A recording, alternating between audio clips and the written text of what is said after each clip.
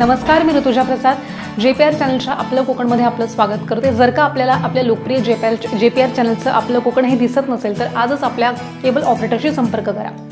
बातमी रायगड जिल्ह्यामध्ये रायगड जिल्ह्याला फडणवीस सरकारमध्ये 2 मंत्रिपदं मिळालेली असताना सुद्धा तळा तालुक्याचा विकास अजूनही रखडलेलाच आहे। गेल्या कित्येक वर्षांपासून तळा शहरासह तालुक्यामधल्या मूलभूत समस्या अजूनही कायम आहेत आणि नेत्यांकडून तालुक्याच्या विकासासंदर्भातील आश्वासनं हवेतच आहेत असं सुद्धा सध्या दिसून येत आहे। भाजप, शिवसेना, शिंदे गट आणि राष्ट्रवादी अजित पवार गट अशी महायुती मिळून सत्तेवरती आलेल्या सरकारमध्ये रायगड जिल्ह्यातील श्रीवर्धन विधानसभेच्या आदिती तटकरे आणि महाड विधानसभेचे भरत गोगावले ह्या 2 नेत्यांना मंत्रिमंडळात स्थान मिळाले। त्यामुळे तळा तालुक्यातील रखडलेली विकास कामं मार्गी लागतील अशी अपेक्षा तालुक्यामधल्या जनतेला होती।